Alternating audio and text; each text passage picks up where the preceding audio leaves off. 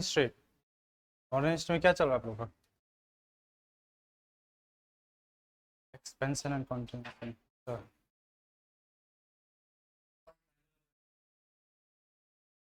1857 company पढ़ लिया आप लोगों ने? कंपनी पढ़ लिया? कुछ पूछूं? कुछ सवाल पूछ सकते हैं? चलो, आप लोग को एक क्वेश्चन में देता हूँ, आप लोग को उसको अरेंज में ऑर्डर अरेंज में आप लोग को उसको क्या करना है, रखना है। ठीक है, अरेंज में रखना है कि जैसे कि पोर्तुगीज आए हैं, ठीक है ना, उसके बाद डच आ रहे हैं, ठीक है ना, फिर ब्रिटिशर्स आ रहे हैं, फिर उसके बाद डेनिस आ रहे हैं, उसके बाद फ्रेंच आ रहे हैं। बट आप लोग को ये है, ठीक है, ये 1, ये 2, ये 3, ये 4, ये 5, आप लोग को अरेंज करना है। क्या? Arrange the flowing according to the establishment of the company। ठीक है, क्वेश्चन समझ गए? क्वेश्चन क्या है कि ये 5-6 कंपनियां जो भी आई हैं, जितने भी आई हैं, ये सब यूरोपियन कंपनियां, ये सब जो यूरोपियन कंपनी आई है, आप लोग को क्या करना है, इन सबको एक ऑर्डर में अरेंज करना है। वो ऑर्डर कौन सा होगा? वो होगा जो कंपनी को स्टेब्लिश किया गया था उसके आधार पे। ठीक है, 1 मिनट का टाइम, फटाक से करो। क्या होगा आंसर? आंसर क्या होगा? क्या होगा? पी, फिर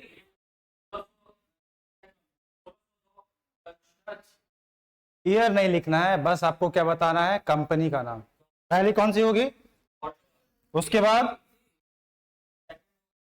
ब्रिटिश, उसके बाद उसके बाद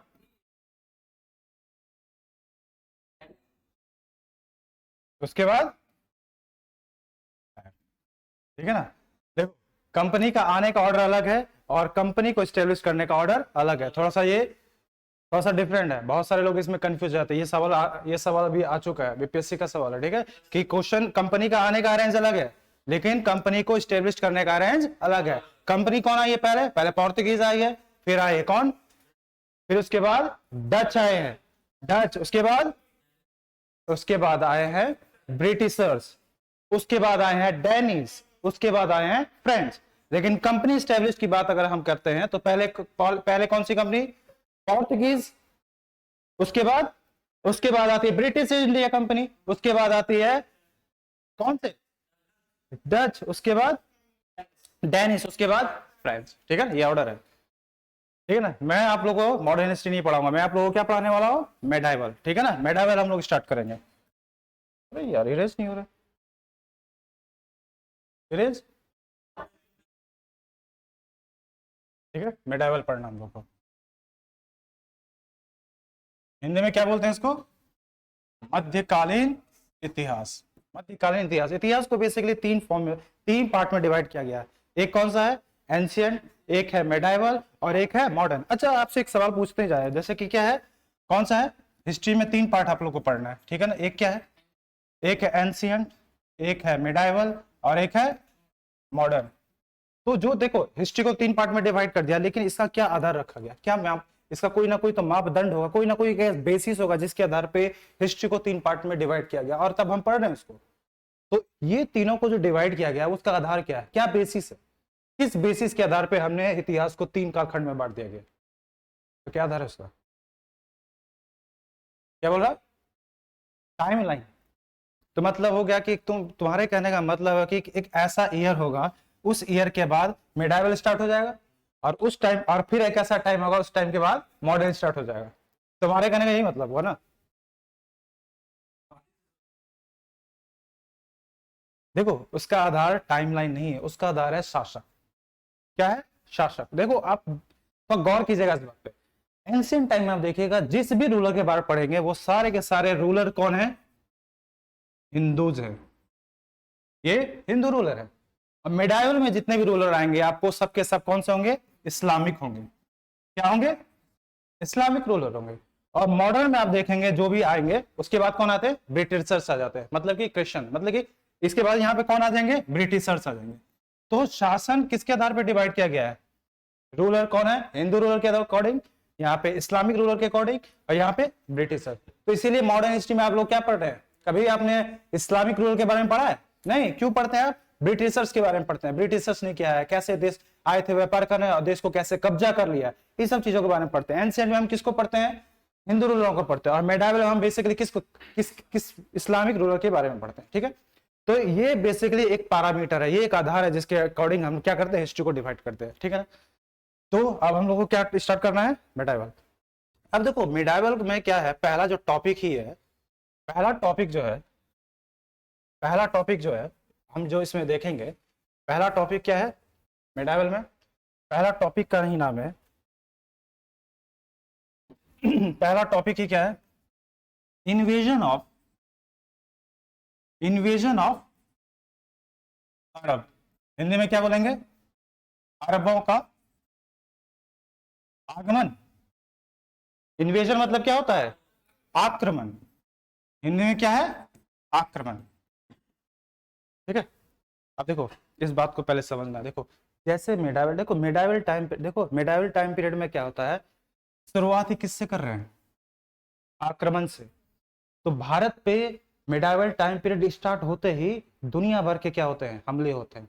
तो ऐसा नहीं कि इंडिया में सिर्फ मेडावल टाइम पीरियड से ही हमले हो रहे हैं, एंशिएंट टाइम से हो रहे हैं। एंशिएंट टाइम से हम लोग देखेंगे कि भारत पे कंटिन्यूसली हमले होते हैं। जैसे कि हमने देखे हैं सिकंदर के बारे में देखेंगे, सिकंदर ने क्या किया था? एंशिएंट टाइम से हमले स्टार्ट किए थे। ठीक है, लेकिन मेडावल टाइम पीरियड में क्या होता है कि जो हमले थे वो बहुत ज्यादा बढ़ गए थे, बहुत ज्यादा।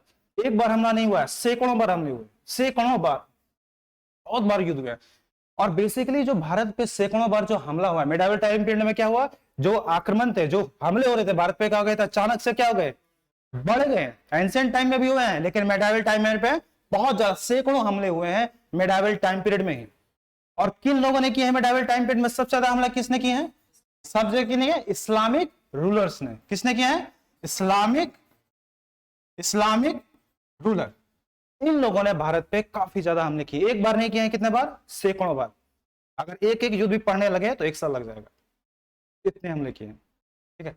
अब देखो इस्लामिक रूलर, तो बहुत सारे इस्लामिक रूलर हैं। देखो पूरे अगर भारत में देखो तो इस्लामिक रूल बहुत सारे थे। जैसे कि अरब के कुछ इस्लामिक रूलर हैं, इन्होंने भारत पे हमला किया।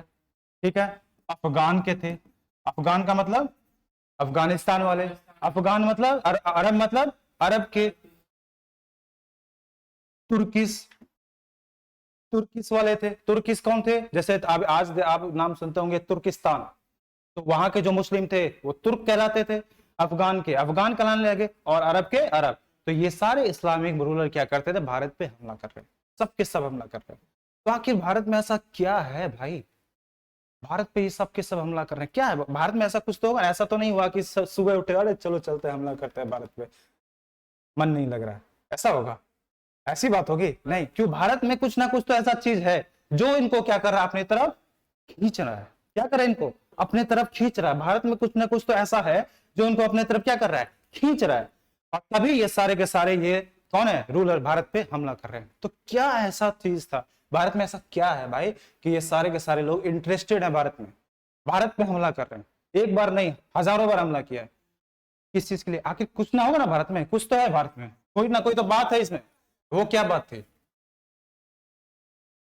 वो था वेल्थ। वेल्थ मतलब संपदा। हिंदी में क्या बोलते हैं इसको? संपदा, वेल्थ।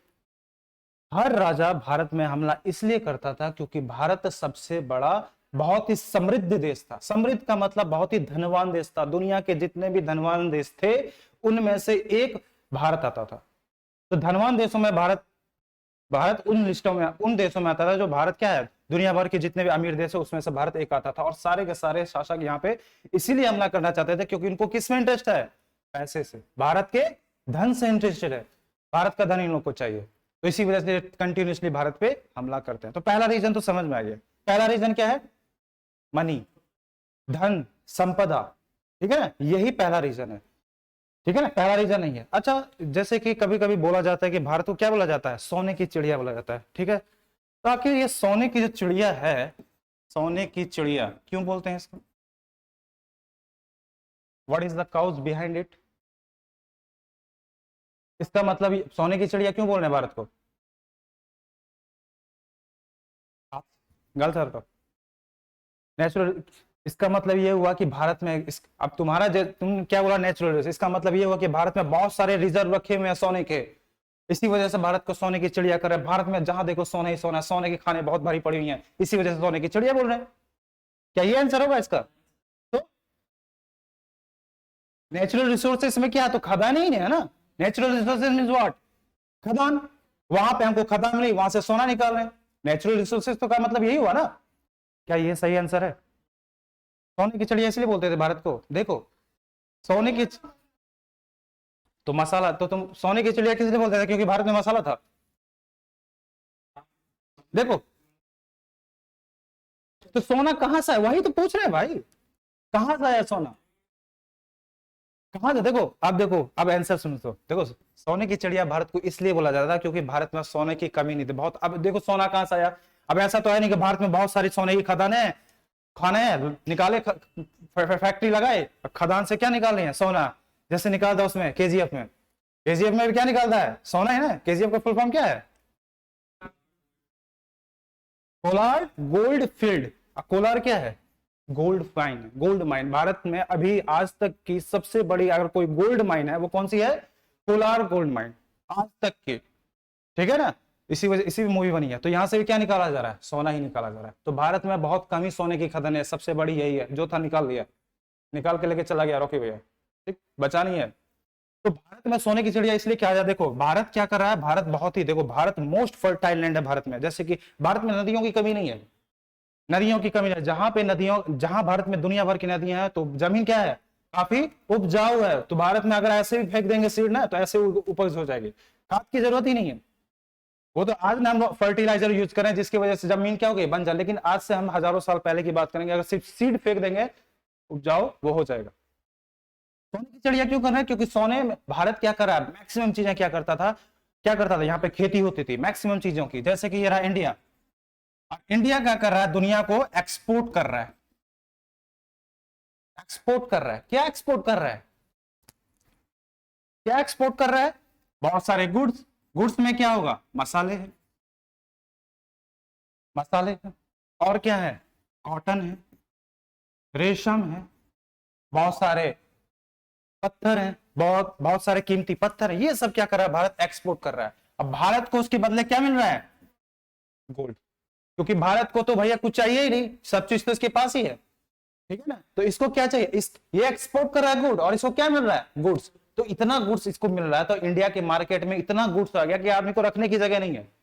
तो इसी वजह से कहां सोना रखते थे हम लोग? मंदिरों में। बहुत सारे मंदिरों के सोने, हम बहुत सारे मंदिर देखेंगे जो क्या होते हैं? सोने के मंदिर हम देखते हैं, सोने की मूर्तियां, सोने के खंबे। तो ये सब चीजें, ये सब चीज, तो भारत में क्या हो गया? काफी समृद्ध देश हो गया था सोने के मामले में। अब कोई भी व्यापारी, भारत क्या कर रहा है? बाकी देशों के साथ क्या कर रहा है? व्यापार कर रहा है। तो किन के साथ व्यापार कर रहा है? तो भारत क्या कर रहा है? दुनिया भर के देशों के साथ व्यापार कर रहा है। तो भारत के बारे में तो पूरे विश्व को पता होगा कि भारत क्या है? समृद्ध देश है। मान लेते हैं कि ये भारत है, मान लेते हैं ये भारत है। तो भारत किसके किसके साथ एक्सपोर्ट कर रहा है सामान? यूरोप के साथ, इधर अफ्रीका के साथ, इधर इंडोनेशिया के साथ, इधर चाइना के साथ। तो विश्व के लगभग कॉन्टिनेंट में भारत का क्या चल रहा है? डंका चल रहा है व्यापार का। और सारे देशों से क्या आ रहा है? यहाँ पे सोना ही सोना आ रहा है। तो भारत के बारे में लगभग सभी देशों के बारे में पता है। जो ये सारे जो इस्लामिक रूल है ना, ये भारत, इनको कैसे पता चला कि भारत में इतना सोना है? क्योंकि क्या कोई रूलर भारत में आया था? रूलर तो कोई नहीं है। किसको कैसे पता चला? व्यापारियों के थ्रू। व्यापारी क्या कर रहे हैं? भारत के साथ बिजनेस कर रहे हैं। और भारत की समृद्धि, यार वो देख रहा है क्या है कि भारत में इतना सोना है कि सोने के टेम्पल, हमारे यहाँ तो सोना नहीं मिल रहा, यहाँ पे सोने के टेम्पल एकदम चौक गया। वो कोई भी चौक जाएगा, सोने का टेम्पल देखे कोई भी चौक जाएगा, क्योंकि उसको पता चला क्योंकि भाई क्यों, सोने के टेम्पल होने का मतलब क्या होगा? कि ये देश काफी क्या है? समृद्ध है, काफी धनवान है। तो ये सब न्यूज, ये सारे न्यूज क्या कहाँ जा रही है? रूलर्स के पास। जितने भी इस्लामिक रूलर हैं सबके पास ये न्यूज जा रही है। और वो ये सब सुन के क्या करेगा? उसका दिमाग घूम जाएगा, भाई हमको क्या चाहिए? पैसा कहाँ है? तो कहाँ, तो भैया हम क्या करेंगे? यहीं पर आएंगे ना। तो ये लोग इसी वजह से भारत पे आते हैं। तो पहला रीजन तो समझ में आ गया कि भारत में ये लोग किस लिए आते हैं? पैसे के लिए, धन को लूटने के लिए। और दूसरा रीजन देखो क्या है, दूसरा रीजन जो होता है इसमें, दूसरा रीजन इसमें क्या है कि इस टाइम पीरियड में जिस समय भारत पे हमले होते हैं उस टाइम पीरियड में इस्लाम का उदय होता है। इस्लाम का मतलब क्या होता है? इस्लाम का उदय मतलब कि जो इस्लाम धर्म है इसका जन्म होता है, और उसी ये धीरे धीरे क्या करता है? एक्सपेंड करता है, और ये धीरे धीरे एक्सपेंड करता है और ये चाहता है क्या कि विश्व की हर जगह पे हम लोग क्या करें, अपना एम्पायर जो था उसकी जो सीमाएं थी वो विश्व के हर जगह पहुंचाए। तो इसी वजह से धीरे धीरे क्या करते हैं, ये भारत की तरफ भी रुख करते हैं, क्योंकि भारत में भी क्या करेंगे हम लोग, इस्लामिक रूलर, यहाँ इस्लाम में इसको भी क्या करेंगे, हम बदल देंगे। ठीक है ना? तो पहला रीजन धनवान, दूसरा रीजन इस्लामिक। ठीक है, ये है। चलो अब देखो देखो इस्लाम के बारे में थोड़ा सा देखते हैं। ठीक है, इस्लाम धर्म का जन्म जो हुआ है कहां पे हुआ है और किसके थ्रू हुआ है, कुछ पता है कि नहीं? देखो इस्लाम क्या, दूसरा रीजन क्या है, इस्लाम का उदय। पहला रीजन तो समझ में आ गया, दूसरा रीजन को समझते हैं। दूसरा रीजन है इस्लाम का उदय। देखो क्या होता है, कहानी क्या है इसके पीछे। देखो 1600 के आसपास, ठीक है, भारत में हमला होता है। पहला हमला भारत में 712 में हुआ है, लेकिन 1600 के आसपास क्या होता है, अरब में मक्का में क्या होता है, इस्लाम धर्म का उदय होता है। और जिस व्यक्ति के थ्रू इस्लाम धर्म का उदय होता है उस इंसान का नाम क्या है, प्रॉफिट मोहम्मद। इनका जन्म होता है मक्का में। कब होता है? 570 एडी में। 570 एडी में मक्का में जन्म होता है। किनका? प्रॉफिट मोहम्मद। तो शुरुआत में जब इनका जन्म होता है, ऐसा नहीं कि जन्म होते ही ज्ञान बांट रहे हैं लोगों को, ऐसा नहीं है। ठीक है ना, कि जन्म लिए 2-3 साल घूमे और फिर ज्ञान बांट रहे हैं दुनिया को, ऐसा नहीं था। तो शुरुआत में जब जन्म हुआ इनको पता ही नहीं था इन सब चीजों के बारे में, ज्ञानवान के बारे में इनको कुछ पता ही नहीं था। जीवन भर ऐसे ही घूमते रहते थे। क्या थे ये? एक व्यापारी थे। तो 30 साल तक ये भाई साहब क्या थे, व्यापारी के रूप में इन्होंने जीवन बिताया। व्यापारी के रूप पे किसने? प्रॉफिट मोहम्मद ने। 30 साल तक। अब 30 साल के बाद इनको क्या होता है, ज्ञान को प्राप्त होता है, ज्ञान प्राप्त होता है। और उसी ज्ञान को क्या करते हैं, ये क्या करते हैं, उस ज्ञान का प्रचार प्रसार करते हैं। किसके तरह? मुस्लिम रिलीजन के तहत क्या करते हैं, ये अपने ज्ञान को फैलाते हैं। बात समझ में आई? तो 30 साल की उम्र जब होती है इनको ज्ञान प्राप्त हुआ, और 30 साल की उम्र में जो ज्ञान हुआ उस ज्ञान को, जैसे बुद्ध जी को ज्ञान प्राप्त हुआ तो उन्होंने क्या करे, एक जगह से दूसरी जगह क्या कर रहे हैं, ज्ञान बांट रहे हैं। तो इन्होंने भी क्या करना स्टार्ट किया, ज्ञान बांटना, एक जगह से दूसरे जगह जाना। और इसी समय एक नए धर्म को उन्होंने क्या कर दिया, जन्म दे दिया। उस धर्म को क्या बोलते हैं हम, इस्लाम धर्म। ठीक। और देखो इस्लाम धर्म, जैसे कि इस्लाम धर्म से पहले जो अरब था उसमें बहुत सारे कबीले, छोटे मोटे कबीले रहते थे। कोई एक स्पेसिफिक रिलीजन को नहीं मानते थे। कोई अग्नि को पूज रहा है, कोई वायु को पूज रहा है, कोई इसको पूज रहा है। तो डिफरेंट डिफरेंट क्या करते थे, ये देवताओं को पूज रहे हैं। लेकिन जैसे ही इस्लाम का उदय होता है कि सारे कबीले क्या जाते हैं, इनके अंदर आ जाते हैं। इसके अंदर प्रॉफिट मोहम्मद क्या करते हैं, ज्ञान बांटते हैं और सारे कबीलों को क्या करते हैं, अपने साथ ले लेते हैं। तो धीरे इसी वजह से क्या होता है कि बहुत जल्दी इस्लाम जो होता है ग्रो करने लगता है, बहुत जल्दी। प्रॉफिट मोहम्मद 570 में इनका जन्म हुआ है और इनकी मृत्यु कब हो जाती है, इनकी मृत्यु होती है 632 में। 632 में होती है इनकी मृत्यु। तो मृत्यु हो गई। इन्होंने तो धर्म प्रचार कर लिया, धर्म प्रचार किया, बहुत सारे लोगों को अपनी तरफ कर लिया। जो बहुत सारे छोटे मोटे कबीले थे क्या किए थे, सबको अपनी तरफ ले लिए। तो मक्का में ये फेमस हो गए, मक्का में तो वह फेमस हो गए। जन्म कहाँ हुआ इनका, दफनाया कहाँ गया इनको। तो इसी वजह से क्या होता है, इस्लामिक रिलीजन में दो सबसे पवित्र स्थल है, एक है मक्का और एक है मदीना। क्यों? मक्का में इनका जन्म हुआ है, मदीना में इनको दफनाया गया। जो देखते हो घूमते रहते हो वो क्या है, वहां पर इन्हीं को दफनाया गया। हाँ, मक्का मदीना एक ही शहर में है। वो कौन सा है, सऊदी अरबिया में है।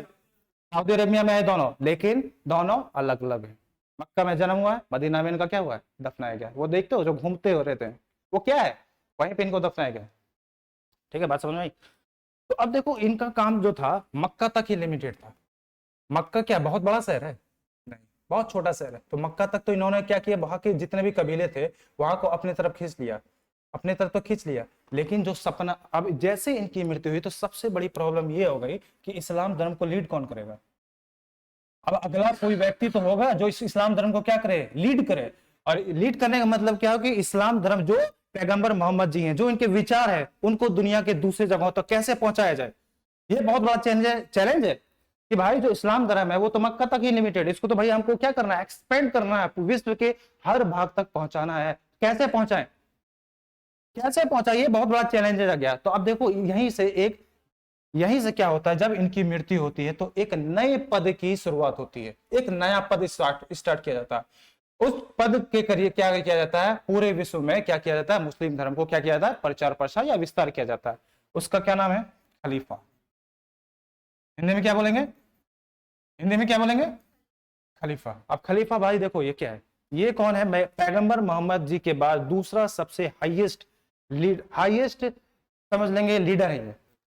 इस्लाम धर्म के सबसे बड़े धार्मिक गुरु हैं। ये जो बोल देंगे धर्म के धार्मिक धर्म से रिलेटेड इन्होंने जो भी बोला वो मानना पड़ेगा, क्योंकि यही सबसे बड़े क्या है, धर्म गुरु हैं। धर्म गुरु से ही बढ़ के हैं, मतलब कि अगर देखा जाए पैगंबर मोहम्मद के ही बोलेंगे कि क्या है, इन्हीं के ये मैसेंजर है। अब देखो जैसे खलीफा आते हैं, खलीफा के बाद आने के बाद जो इस्लाम धर्म मक्का और मदीना तक सीमित था वो बहुत ज्यादा एक्सपेंड करता है, बहुत ही स्पीडली एक्सपेंड करता है, बहुत ही ज्यादा। क्यों, क्योंकि जो खलीफा था इसके दो काम थे। एक काम क्या था, प्रॉफिट मोहम्मद वाला काम। प्रॉफिट मोहम्मद का काम क्या था, रिलीजियस काम था, दुनिया को संदेश देना कि भैया ठीक है इस्लाम धर्म से रिलेटेड जो भी मैसेज है वो भेजना। तो इनका पहला काम क्या है, रिलीजियस काम है। क्या काम है, रिलीजियस काम, धर्म से रिलेटेड, हाथ हटाओ, रिलीजियस काम है। और दूसरा काम क्या है, पॉलिटिकल। दूसरा काम क्या है, पॉलिटिकल। देखो यही इंपॉर्टेंट है, यही एक रीजन होता है जिसकी वजह से इस्लाम धर्म बहुत स्पीडली एक्सपेंड करता है, बहुत स्पीडली। भारत में देखो क्रिश्चियन धर्म आने में 1500 साल लगे।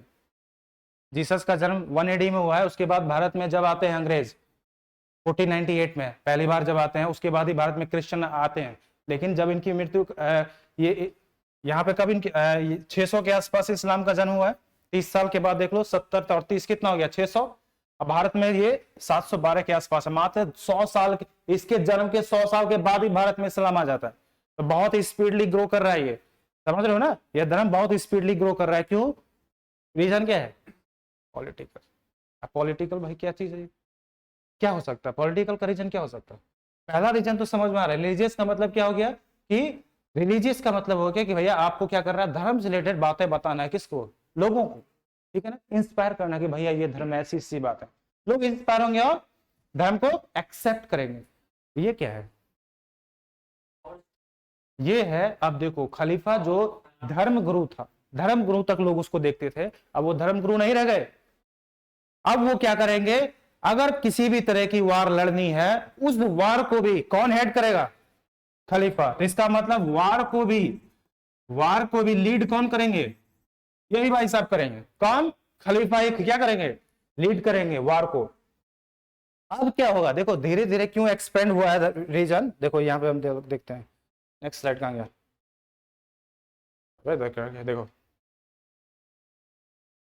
देखो मात्र पैगंबर मोहम्मद के मृत्यु के 30 साल के बाद ही जो रिलीजन कहां तक था। अबे यार इसको क्या सब,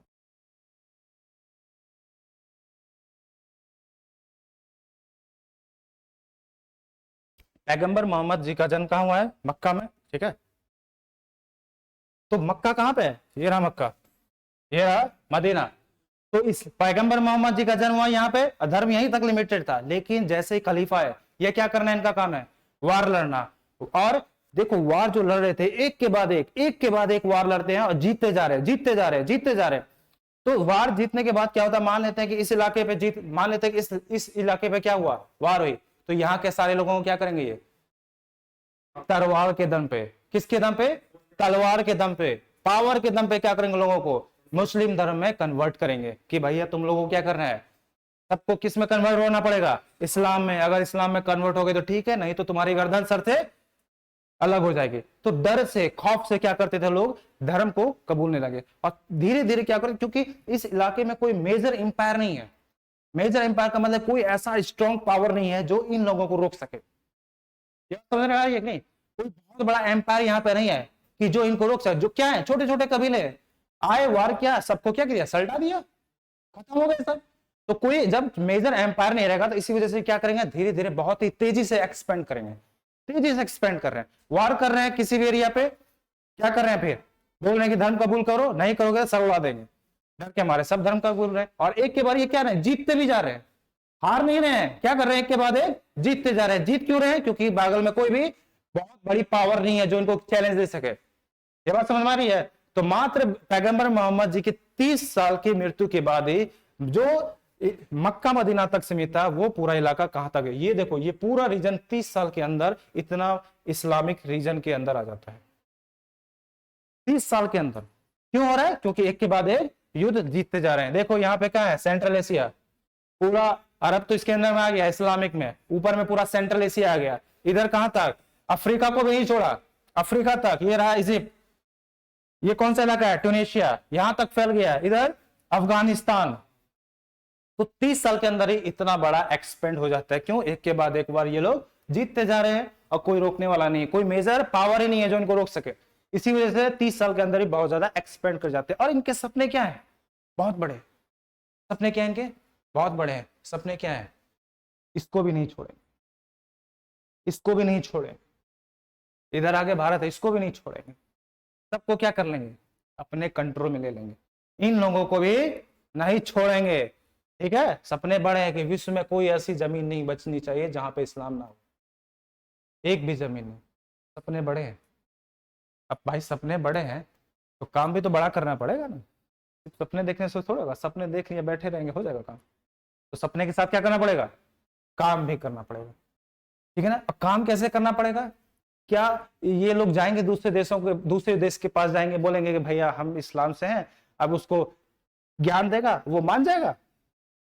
हिंदुस्तान में आएगा इस्लाम धर्म का प्रचार करने, बोलेगा कि नहीं हम इस्लाम धर्म से रिलेटेड है, आपको हम ज्ञान देते हैं, और ज्ञान के क्या, ज्ञान के थ्रू लोग कन्वर्ट हो पाएंगे? उसके लिए पॉसिबल ही नहीं है भाई। तो दूसरा तरीका क्या है, फोर्सफुल, पावर का इस्तेमाल, पावर का इस्तेमाल करके क्या करेंगे, लोगों को क्या करेंगे, इस्लाम धर्म में कन्वर्ट करेंगे। तो पावर का इस्तेमाल कब होगा, युद्ध करना पड़ेगा। क्या करना पड़ेगा, युद्ध करना पड़ेगा। इसको भी अंडर में लेना है, युद्ध करेंगे, इसको जीत लेंगे, अपने अंडर में आ जाएगा। भारत बचा है, इसको भी युद्ध करेंगे, अपने अंडर में लेंगे, बन जाएगा। तो युद्ध करना तो बहुत बड़ा, युद्ध जब करेंगे, युद्ध अगर करेंगे तो युद्ध करने के लिए क्या चाहिए, क्या चाहिए, आर्मी चाहिए। युद्ध करने के लिए क्या चाहिए, आर्मी चाहिए। आर्मी के बिना कुछ नहीं होगा। युद्ध के लिए क्या चाहिए, आर्मी चाहिए। तो आर्मी क्या फ्री में काम करेगी, आर्मी फ्री में काम करेगी? तुमको बोलेगा आओ बेटा आओ, तुमको फ्री में आओ युद्ध लड़ो, लड़ लोगे? आर्मी को क्या चाहिए, पैसा चाहिए, सैलरी चाहिए। तो सैलरी के लिए क्या चाहिए, पैसा चाहिए। ये कहां से आएगा? सपने बड़े बड़े जो देखे हैं विश्व में, इतने बड़े बड़े सपने देखे हैं कि पूरे विश्व में किसी को भी नहीं छोड़ेंगे, तो भाई युद्ध लड़ना पड़ेगा। युद्ध के लिए चाहिए पैसा। पैसा कहां से आएगा, पैसा आएगा कहां से? पैसा का सबसे बड़ा रिसोर्सेस कौन है ना अभी इसकी नजर में, इंडिया। सोने की चिड़िया कौन है, इंडिया है, सोने की चिड़िया। अगर इस पे हमला कर लेते हैं तो बहुत पैसा हाथ में आ जाएगा। जब पैसा हाथ में आएगा तो जो ये समस्या है खत्म, फिर बार लड़ते रहेंगे। तो इसीलिए अब इनका अगला टारगेट क्या रहता है, अफगानिस्तान तक तो पहुंच गए, अफगानिस्तान के बाद क्या है, इंडिया वाला इलाका है ना। तो अभी लोग का अगला टारगेट क्या रहता है, इंडिया।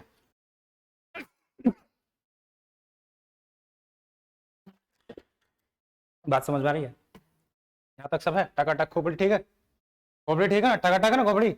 चलो अभी तक टॉपिक मेरा स्टार्ट ही नहीं हुआ है, ठीक है ना, अभी तक टॉपिक स्टार्ट नहीं किया है। अभी तुमको बस बैकग्राउंड में लेके जा रहे हैं, ठीक है ना, अभी टॉपिक स्टार्ट नहीं हुआ है। अब देखो क्या होता है। पहला रीजन तुमको समझाया क्या था, पैसा। दूसरा रीजन क्या था, इस्लाम को स्प्रेड करना। तो दूसरा रीजन ये भी मैंने बताया, कैसे ये इस्लाम के थ्रू क्या कर रहे हैं, भारत पे पहुंच रहे हैं। ठीक है? अब देखो दूसरा पॉइंट, अब इनका अगला टारगेट क्या रहेगा, भारत। तो भारत पे ये लोग क्या करते हैं, हमला करने की साजिशें रचते हैं।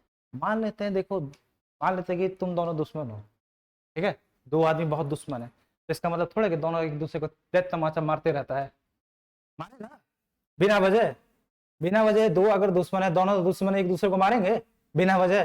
नहीं मारेंगे। मारने के लिए क्या चाहिए, वजह चाहिए, रीजन चाहिए। इनको तो पता था कि भाई भारत पे हमला करना है, लेकिन भारत पे हमला कैसे करें, कोई ना कोई तो रीजन चाहिए, कोई ना कोई तो वजह चाहिए।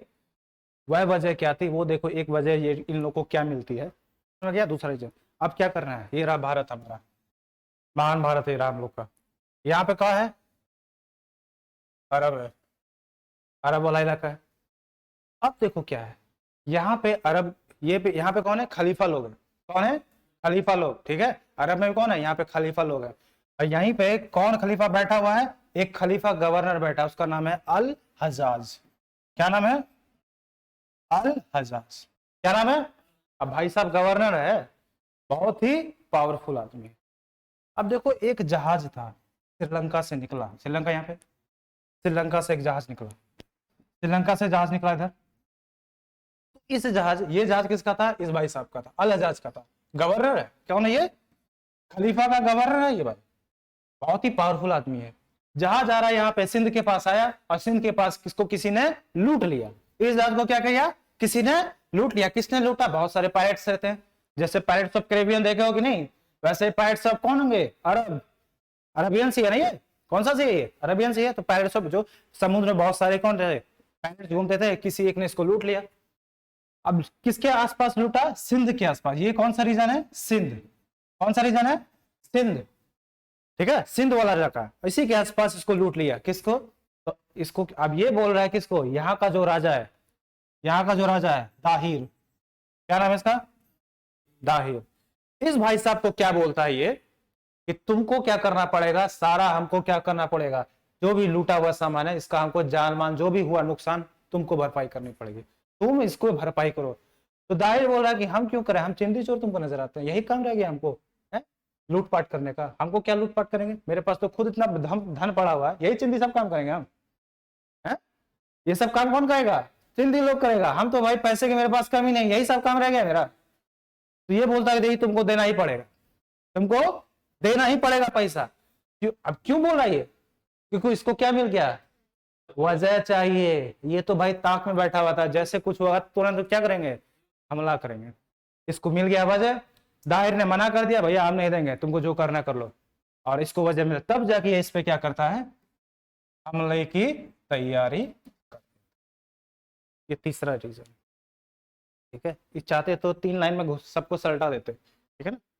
और डेप्थ में जाना जरूरी है, क्योंकि बीपीएससी में इस साल का क्वेश्चन देखोगे कि नहीं, खास करके हिस्ट्री का। कैसा मजा आया था कि नहीं देख के? ठीक है ना, खोपड़ी घुमा दिया था बहुत सबका। इसीलिए देखो बीपीएससी में थोड़ा सा डेप्थ में घुसना बहुत जरूरी है। ऊपर ऊपर लूसेंट क्रॉन वाला जितना बच्चा है ना, सबका खोपड़ी घूम गया था, इसलिए डेप्थ में थोड़ा जाना जरूरी है, तभी बातें समझ में आएंगे। क्योंकि कितना भी डेप्थ में पूछे भाई, हमसे बनना चाहिए सवाल, ठीक है। यहाँ तक बात समझ में आई। अब ये क्या करेगा? हम लेके थे, हम तुमको कहानी सुना रहे हैं, हिस्ट्री पढ़ा नहीं रहे हैं, क्या कहानी सुना रहे हैं ना। तो हिस्ट्री क्या है? कहानी है, ठीक है। बहुत सब लोग क्या करता है, रटने लगता है। रटना नहीं है, समझना है, कहानी समझना है, कहानी सुनना है। अब ये भाई साहब इस पे हमला करेगा, तो गवर्नर है, तो गवर्नर क्या छोड़ के अपना इलाका छोड़ के यहाँ पे आएगा या युद्ध करने के लिए? नहीं, क्योंकि किसी और को भेजेगा। तो यहाँ पे पहली बार किसी आदमी को भेजता है। किसको भेजता है? मोहम्मद बिन कासिम। क्या नाम है? मोहम्मद बिन कासिम को यहाँ पे भेजता है।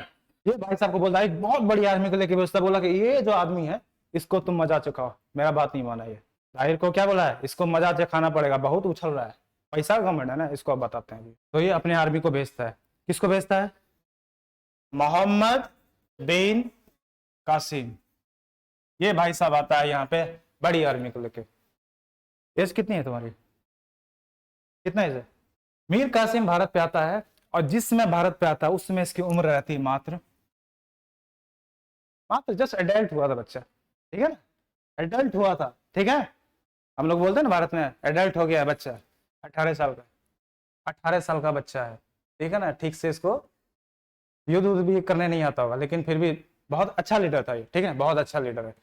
तो मोहम्मद बिन कासिम मात्र 18 साल की उम्र में आता है भारत में। सोचो इस पे इतना ट्रस्ट दिखा रहा है ये आदमी, इसका मतलब ये आम आदमी नहीं है, बहुत अच्छा मिलिट्री कमांडर है ये। बड़ी आर्मी लेके आता है दाहिर के पास, दाहिर के पास आता है, और दाहिर के साथ इनके बीच क्या होती है? फाइट होती है। क्या होती है? फाइट होती है। यहाँ पे फाइट होती है। ये इलाका किसका है? खलीफेट। खलीफेट मतलब खलीफा का ये इलाका है। खलीफा का इलाका ये रहा बगल में, अपना पड़ोसी आई है, ठीक है ना, ये पड़ोसी भैया है। तो पड़ोसी में कौन है? खलीफेट का इलाका। अब बगल में कौन है? सोने की चिड़िया है। तो सोने की चिड़िया की सोचेगा कि भैया, अब देखो कहां पहला हमला ये लोग कहां पे करे। देखो श्रीलंका यहाँ पे है, श्रीलंका से लोग का जहाज ऐसे गया, यहीं पे क्या कर लिया गया था? लूट लिया गया था। बगल में, इसके बगल में कौन सा इलाका है? सिंध। इसको बोला कि भैया तुमको क्या करना पड़ेगा, हमको भुगतान करना पड़ेगा। बोला कि नहीं करेंगे। ये भाई साहब हमला कर देता है इस पे। ये सिंध है, और सिंध पे चाच डायनेस्टी क्या कर रही थी, रूल कर रही थी। और चाच डायनेस्टी का कौन सा शासक कर रहा था, दाहिर। अब देखो ये क्या करता है, अपनी आर्मी लेके यहाँ पे सिंध के पास आता है। कहां पर आ रहा है, सिंध के पास आ रहा है। अच्छा ऐसे क्यों नहीं है, इसीलिए बोलते हैं मैप को समझना बहुत जरूरी है, ठीक है ना। हर चीज के पीछे नहीं चल, ये भी पहाड़ी इलाका बट कंपेयर टू दैट थोड़ा सा कम है। ये यहाँ पे आता है और सिंध पे हमला कर देता है। सिंध पे कौन था, दाहिर। इन दोनों के बीच एक युद्ध होता है, इसको बोलते हैं बैटल ऑफ, ये सारा चीज मैंने सीट में दिया हुआ, ठीक है ना, बैटल ऑफ रेवाड़। अब कब भारत पे हमला करता है, 712। ये डेट बहुत ही इंपॉर्टेंट है, 50 बार पूछा हुआ एग्जाम में, ठीक है ना, डेट बहुत इंपॉर्टेंट है, ठीक है ना। तो 712 में कौन, मोहम्मद बिन कासिम, मात्र 18 साल का बच्चा आता है भारत पे हमला करने के लिए एक बहुत बड़ी आर्मी को लेके। ये तो फुल कॉन्फिडेंस में था, अरे भैया ये छठा बच्चा ये क्या करेगा, हल्के में ले लिया, ठीक है ना। तो कभी भी किसी चीज को अंडर एस्टिमेट नहीं करना चाहिए, नहीं तो भाई गड़बड़ा जाएगा क्या। इसने इसको क्या ले लिया, हल्के में ले लिया, और इसने अब यहाँ पे क्या हो जाता है, बैटल ऑफ 712 में, और यहीं पे यह होता है दाहिर की आर्मी हार जाती है। और हारती ही नहीं है, दाहिर को भी टपका देता है। ये दाहिर भी क्या हो जाता है, मार देता है इसको, दाहिर को भी मार देता है। अब ये जो इलाका सिंध किसके कंट्रोल में आ गया, किसके कंट्रोल में आ गया, खलीफा मोहम्मद बिन कासिम के अंडर में आ गया, मोहम्मद बिन कासिम के अंडर में आ गया। तो देखो मोहम्मद बिन कासिम पहला ऐसा इस्लामिक रूलर था ये जिसने भारत पे हमला किया था, ठीक है ना। भारत पे पहला सफल हमला किया था, सफल हमला बोलना है, ठीक है ना। क्वेश्चन अगर घुमाने का कोशिश करेगा, देखो पहली बार भारत पे सफल हमला किस व्यक्ति ने किया है, मोहम्मद बिन कासिम ने। कहां का था, अरब का था। कहां का था, अरब का। ये अरब का है, खलीफा का लगा तो पूरा है ना, तो ये कहां का है, अरब का है। बेसिकली ये लोग था यहाँ का, यहाँ पे शिफ्ट हो गया, ठीक है ना। तो अरब का, तो पहला अरब रूलर जिसने भारत पे हमला किया वो कौन है, सफल हमला किया वो कौन है, मोहम्मद बिन कासिम। देखो सफल क्यों बोल रहे हैं, इसका मतलब इससे पहले भी कोई हमला हो चुका है, इससे पहले भी हमला हुआ है, लेकिन वो हमला सफल नहीं हो पाया था, ठीक है ना। जिस व्यक्ति ने किया था, जिस गवर्नर ने किया था, उसका नाम था उबेदिलाल, क्या नाम है, उबेदिलाल।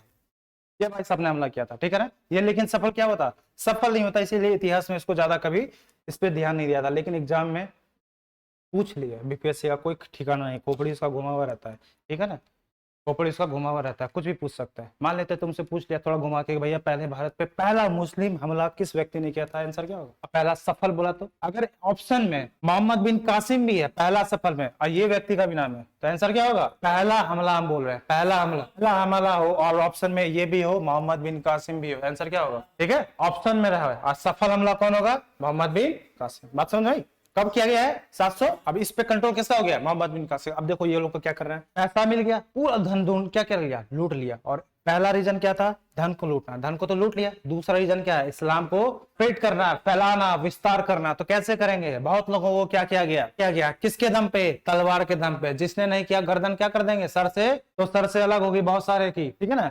डर के मारे खौफ जगा दिया, और बहुत सारे लोगों ने धर्म परिवर्तन कर दिया। और जो औरतें थी उनको क्या किया गया, इन लोगों को सबको गुलाम बना लिया गया, और गुलाम बना के सबको गुलाम मार्केट में बेच दिया। दास मार्केट जहाँ पे होता है, जहाँ पे लोगों को क्या बनाया जाता है, गुलामों को बेचा जाता है। पहले ऐसी प्रथा थी, गुलाम बेचते थे। मार्केट में जाओगे, सब्जी नहीं मिल रही है, गुलाम मिल रहा है, आ जाओ बेटा, ठीक है ना, 5000 में गुलाम मिल गया, तुम्हारा घर सब सफाई भाई कर रहा है बेचारा, गुलाम। तो औरतें बच्चे जितने थे सबको क्या कर गया, गुलाम बना के बेच दिया गया। बहुत सारे औरतों को कहाँ भेजा गया, एक खलीफा के पास, ठीक है ना, इसकी सेवा में लगा दिया, ठीक है ना। तो इस तरह इतनी क्रूरता दिखाई थी। यहाँ तक बात समझ में? तो इसका जो सपना था मोहम्मद बिन कासिम का, कि इसका सपना तो पूरे भारत पे कंट्रोल करना है, क्या सपना पूरा हुआ? अभी तक नहीं हुआ। अभी इसका सपना क्या था कि अभी तो यहाँ तो मेन इलाका तो ये है, सबसे समृद्ध इलाका तो ये है, गंगा वाला इलाका। गंगा यमुना का जो इलाका है सबसे fertile, most fertile land in entire world. उस टाइम में अंग्रेज भी इसी वजह से इधर ही आए थे, ठीक है ना। अंग्रेजों का हेडक्वार्टर कलकत्ता में के आसपास था, क्यों? क्योंकि यही इलाका मोस्ट फर्टाइल लैंड है। यहाँ पे भी थे, सूरत के पास भी थे, मद्रास के पास भी थे, और मुंबई के पास थे, लेकिन मेन सेंटर बंगाल में था, क्योंकि यही इलाका था मोस्ट फर्टाइल लैंड। अब जो इनका टारगेट था भारत पे कंट्रोल करने का, क्या भारत पे कंट्रोल हो गया पूरा? नहीं। और आने वाले 500 सालों तक, आने वाले 500 साल तक ये क्या कर पाता है, भारत के अंदर घुस ही नहीं पाता है, बहुत मेहनत। इसके बाद ये गया, और भी सारे शासक आए, ये भी भारत के अंदर क्या कर रहे हैं, घुसने की कोशिश कर रहे हैं, कैसे भी करके भारत के अंदर क्या करना है, हमको घुसना है, और क्या करना है, पूरे भारत को अपने कंट्रोल में लेना है। क्या करना है? पूरे भारत को अपने कंट्रोल में लेना है। सारा यहाँ का धन क्या कर लेंगे? लूट लाट के ले जाएंगे। लेकिन यहाँ पे देखो एक डायनेस्टी बिलोंग करती है, यहाँ पे देखो, तो यहाँ पे एक डायनेस्टी थी, उसका नाम था गुज्जर प्रतिहार। क्या नाम है? गुज्जर प्रतिहार। गुजरात के आसपास है, गुजरात का नाम भी इन्हीं लोगों की वजह से पड़ा है, गुज्जर प्रतिहार। ये डायनेस्टी यहाँ पे बिलोंग करती थी और इस डायनेस्टी ने इन लोगों को अंदर घुसने ही नहीं दिया। आने वाले 500 सालों तक हमेशा ट्राई कर रहे हैं कि कैसे भी करके भारत में घुसना है, लेकिन इन लोगों को गुज्जर प्रतिहारों ने घुसने ही नहीं दिया। यहाँ पे कौन है?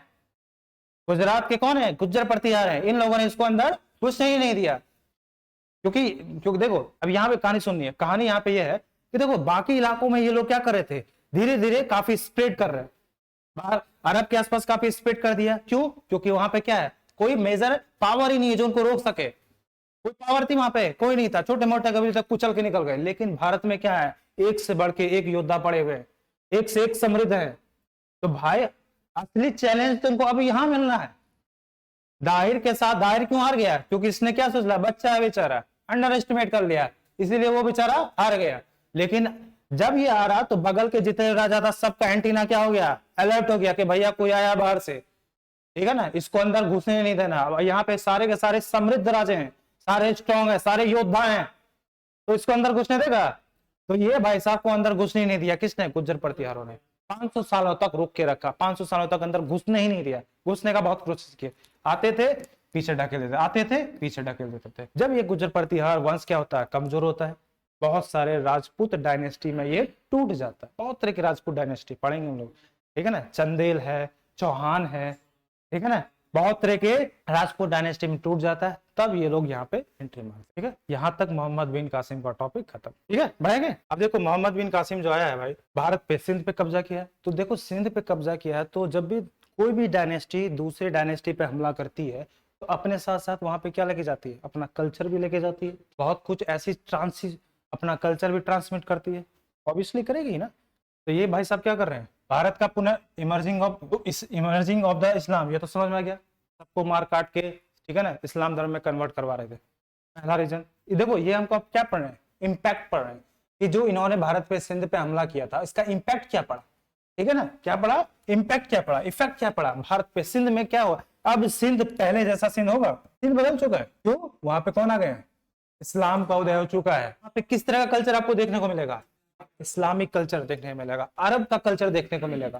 तो पहला इसका इफेक्ट क्या पड़ेगा, ऑटोमेटिक एम्पायर आया, हमला किया, तो सबसे पहले क्या हो गया, सबके सब इस्लाम में कन्वर्ट। सबके सब नहीं, बट ऑलमोस्ट मैक्सिमम, सबके सब तो नहीं होंगे ना, इतनी बड़ी पॉपुलेशन को आप इस्लाम धर्म में नहीं कन्वर्ट कर सकते। अगर मान लेते हैं कि सबको तुम मारने लगोगे तो शासन किस पे करोगे, किस पे करोगे, पत्थर से, पत्थर पे कैसे शासन करोगे। अब सारे आदमी बोलेंगे हमको भैया नहीं बनना है, सबको तुम मार दोगे तो शासन किस पे करोगे, टैक्स कहाँ से कलेक्ट करोगे, दिक्कत है ना। तो इसलिए सबको नहीं मार सकते हैं। लेकिन किसको मारेंगे, गरीब आदमी को मार देंगे तो चलो हटाओ, कोई काम का नहीं, हटाओ इसको। बड़ा बड़ा जो आदमी है, जो अमीर है, उसको मार देंगे तो फिर दिक्कत हो जाएगी, तो व्यापार ही नहीं चलेगा वो एम्पायर में। एम्पायर में व्यापार नहीं चलेगा तो पैसा कहां से आएगा। तो जो छोटे मोटे बेचारे रहते हैं उनको सल्टा देगा ये। तो सबसे पहला रीजन इम्पैक्ट क्या पड़ेगा, इस्लाम धर्म का वहां पे उदय होगा। दूसरा रीजन, अरब कल्चर यहाँ पे आना लगेगा, ठीक है ना। अब भारत का भी कुछ कल्चर होगा वो अरब की तरफ शिफ्ट होगा और वहां का कल्चर यहाँ पे शिफ्ट होगा। 2 पॉइंट। तीसरा पॉइंट, अरब में सबसे ज्यादा क्या चीज का प्रोड्यूस होता है, सबसे ज्यादा किस चीज की खेती होती है। तो भारत में अब क्या होने लगेगा, खजूर उगने लगेगा, ठीक है ना। इसी इलाका पे हमला किया था, सिंध वाले इलाके पे, रेगिस्तान का इलाका है ना ये भारत में, हर रेगिस्तान का इलाका है। तो यहाँ पे क्या होने लगेगी, खजूर उगेगा। वहां पे क्या होता था, किस जानवर को सबसे ज्यादा पालते थे, ऊंट को, तो यहाँ पे भी लोग ऊंट को पालने लगेंगे। अब ये 4 पॉइंट तो नॉर्मल है, 5वां पॉइंट बहुत इंपॉर्टेंट है। 5वां पॉइंट क्या है, मान लेते कि कोई भी मुस्लिम शासक किसी भी अन्य शासन पे मतलब कि हमला करता है, गैर मुस्लिम वो लोग हैं, तो गैर मुसलमान लोगों पे एक नया तरह का टैक्स लगाते हैं। उस टैक्स का नाम पता है क्या है, जजिया टैक्स। सही बोल रहे हो, क्या बोलते हैं इसको, जजिया कर। ये किस पे लगाया जाता है, अगर तुम जैन हो, सिख हो, बौद्धिस्ट हो, कोई भी हो, बस मुस्लिम नहीं हो, अगर आप मुस्लिम नहीं है तो आपके ऊपर एक टैक्स लगाया जाएगा। उस टैक्स का नाम क्या है, तो इसका मतलब जजिया कर की शुरुआत किसने की है भारत में, मोहम्मद बिन कासिम ने। तो यहाँ पे अब क्या करते हैं ये लोग, गैर मुसलमान लोगों पे क्या करते हैं, जजिया टैक्स लगाते हैं। और ये यहाँ पे शुरुआत है, फिर आगे देखेंगे बहुत सारे शासक क्या करते हैं, टाइम टू टाइम जजिया टैक्स लगाते हैं, कोई हटाता है, कोई लगाता है, कोई हटाता है, कोई लगाता है, कोई लगाता है फिर हटाता है, ठीक है ना। बहुत सारे, जैसे अकबर ने क्या किया था, हटवा दिया था, औरंगजेब ने फिर लगवा दिया, मोहम्मद बिन कासिम ने लगवा दिया, ठीक है। तो ये सब देखेंगे बाद में, ठीक है। लेकिन जजिया टैक्स जो पहली बार भारत में इंट्रोड्यूस किया गया, किसने किया है, मोहम्मद बिन कासिम ने। देखो अरब में एक करेंसी चलती है, उसका नाम है क्या, दिरहम। एक क्वेश्चन पूछो, पूछो, दिरहम जो करेंसी है प्रेजेंट टाइम में किस देश की करेंसी, दिरहम करेंसी प्रेजेंट टाइम में किस देश की करेंसी है, UAE, इस देश की क्या है, ये करेंसी है दिरहम, ठीक है। पूरे अगर सऊदी की बात करूं तो मात्र एक ही देश है, कौन है, UAE, जहाँ पे दिरहम करेंसी चलती है, ठीक है। तो यहाँ पे पहले चलता था बेचारा UAE, अब फिर मारते मारते छोटा कर दिया इसको, ठीक है ना। तो यहाँ पे अब भारत में भी अब दिरहम करेंसी चलती थी उस समय जब मोहम्मद बिन कासिम आया था। यहाँ पे अब नई तरह की करेंसी चल रही है, उसका नाम क्या है, दिरहम, ठीक है ना। तो ये सब क्या पढ़ रहे हैं, इफेक्ट पढ़ रहे हैं, प्रभाव पढ़ रहे हैं। तो सारा चीज तो हम पढ़ रहे हैं, लेकिन भारत ऐसा थोड़ा है कि ये सब हम ये कौन सा कल्चर है, भारत का। तो भारत का भी कुछ ऐसी चीजें होंगी जिससे वो क्या करते होंगे, सीखे होंगे बहुत सारी भारत, क्योंकि भारत के अंदर तो क्वालिटी की कमी नहीं थी, बहुत सारी क्वालिटी थी। ऐसा थोड़ा कि सिर्फ धनी रहना है, बहुत कुछ है। अगर जो आदमी विद्वान आदमी है, विद्वान आदमी है, पढ़ा लिखा आदमी है, वो उसको सोने से क्या मतलब, उसको किससे मतलब होगा, ज्ञान से, नॉलेज से। तो बहुत सारे लोग यहाँ पे आए, क्योंकि कासिम आया, बहुत सारे लोग इतिहासकार भी भारत में आए, तो उन लोगों ने भारत में बहुत सारा ज्ञान भी प्राप्त किया। और बेसिकली सबसे इंपॉर्टेंट चीज इन लोगों को क्या मिली, व्हाइट पेज किधर है, ये रहा। सबसे इंपॉर्टेंट चीज क्या मिली, डेसिमल सिस्टम। डेसिमल सिस्टम के बारे में इन लोगों को पता चला, डेसिमल सिस्टम। डेसिमल सिस्टम क्या होता है, दशमलव प्रणाली। हिंदी मीडियम वाला भी है कोई यहाँ पे, हिंदी मीडियम वाला भी है कोई, हिंदी में कौन है, एक और वो, चलो समझ में आ रहा है ना हिंदी इंग्लिश, क्योंकि हमको तो ठीक है ना, हिंदी इंग्लिश कोई दिक्कत नहीं, चलेगा। दशमलव प्रणाली को भारत में जिसका जन्म हुआ था उसको अरब लोगों ने सीखा। किन लोगों ने सीखा, अरब के लोगों ने सीखा। और फिर अरब से ये कहां पहुंच गया, यूरोप पहुंच गया। अब पहले ये देखते हैं कि भैया ये किससे रिलेटेड है, ज्ञान से संबंधित है। तो पहले ये देखते हैं कि भाई डेसिमल सिस्टम क्या होता है, पहले तो यही जानना पड़ेगा। तो बताओ डेसिमल सिस्टम क्या होता है, बचपन से मैथ पढ़ रहे हो, सिस्टम देखो क्या होता है। डेसिमल सिस्टम कुछ नहीं है भाई, एक एक के बाद क्या आएगा, उसके बाद, इसके बाद, इसी को हम लोग क्या बोलते हैं, डेसिमल सिस्टम बोलते हैं। इसका जन्म कहाँ हुआ था, भारत में हुआ था। क्यों भारत में इसका जन्म कैसे हो गया, क्योंकि जीरो डेवलप भारत में ही हुआ, ठीक है। इसी वजह से 1, 10, 100, तो ये सारा डेसिमल सिस्टम का था। तो इसका जन्म भारत में हुआ था। इस चीज के बारे में पूरा विश्व अननोन था, पता ही नहीं था लोगों को, ठीक है ना। आर्यभट्ट ने जीरो का स्क्वायर किया था। तो यहाँ से डेसिमल सिस्टम क्या होता है, इसके बारे में अरब लोगों को पता चलता, फिर अरब से ये कहाँ चला जाता है, यूरोप में चला जाता है। तो ज्ञान के बारे में अगर बात की जाए तो ये लोग यहाँ से ये चीज यहाँ से लेके गए थे, ठीक है।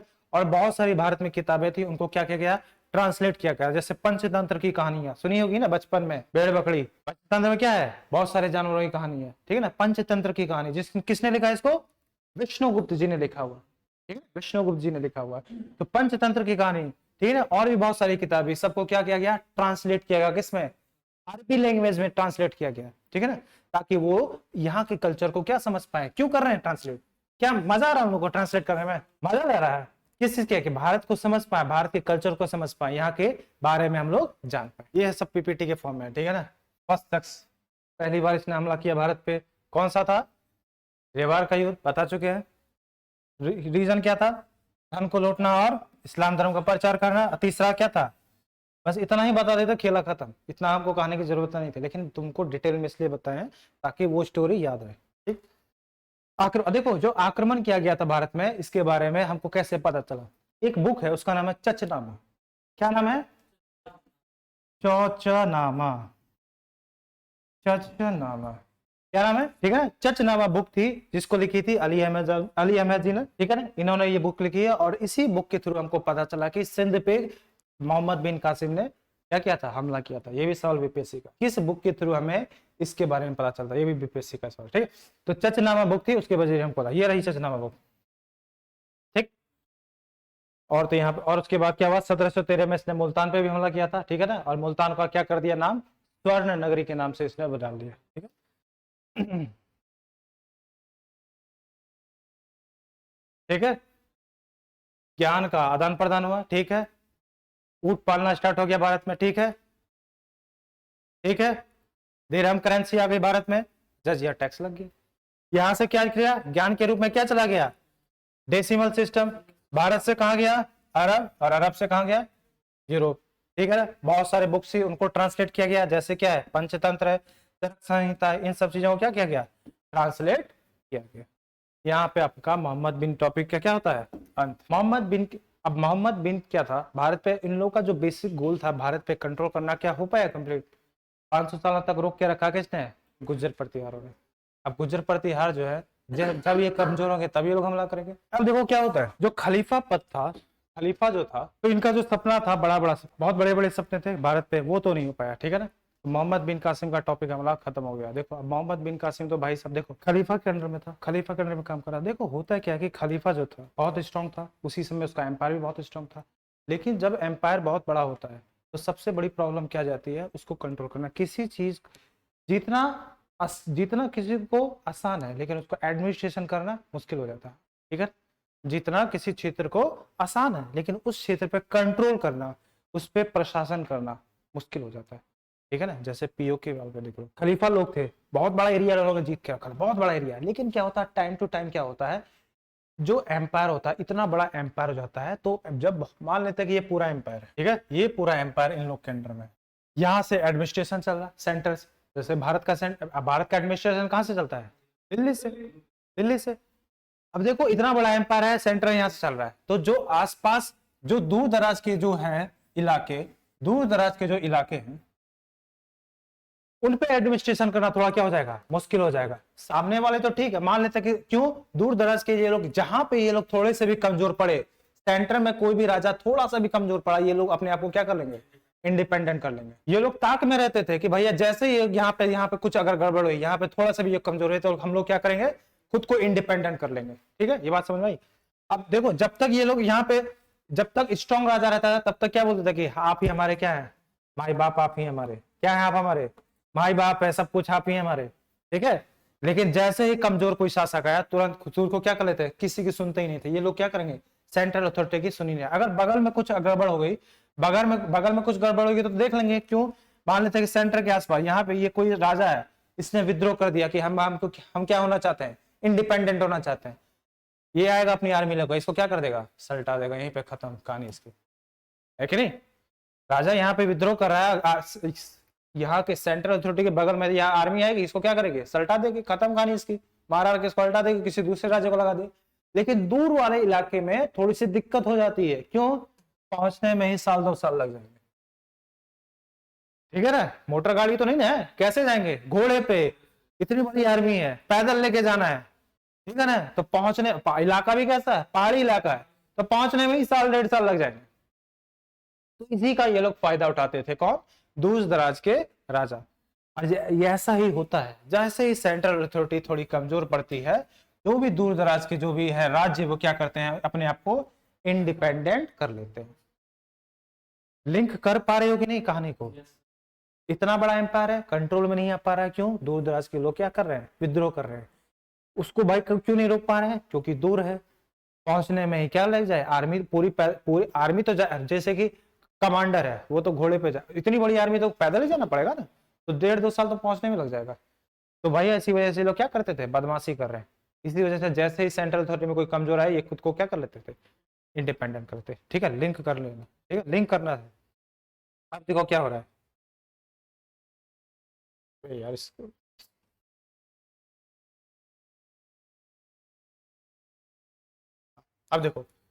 अब देखो जो इतना बड़ा एम्पायर था, वो धीरे धीरे क्या हो जाता है, टूट जाता है, टूट जाता है। अब देखो खलीफा वाला इलाका देखो कहां तक रह जाता है,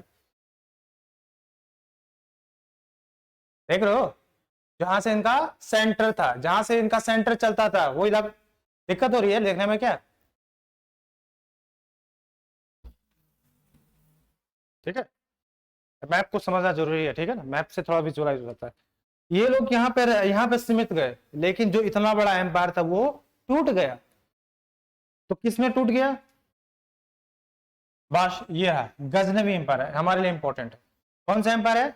गजनवी एम्पायर। ये गजनवी एम्पायर ये किसके अंडर में था? इन्हीं लोगों के अंडर में था, लेकिन धीरे धीरे क्या करता है ये अपने आप को, जब ये कमजोर करता है ये धीरे धीरे क्या कर लेता है, अपने आप को इंडिपेंडेंट कर लेता है। ठीक है, धीरे धीरे ये खुद को इंडिपेंडेंट कर लेता है। अब फिर यही गजनवी क्या करेंगे, भारत में हमला करेंगे। ठीक है, तो पहला जो शासक था भारत में जिसने पहला जो शासक था जिसने गजनी एम्पायर की नींव रखी थी, ठीक है, उसका नाम क्या था?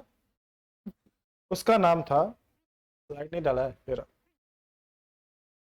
क्या नाम था? अल्पतिगीन।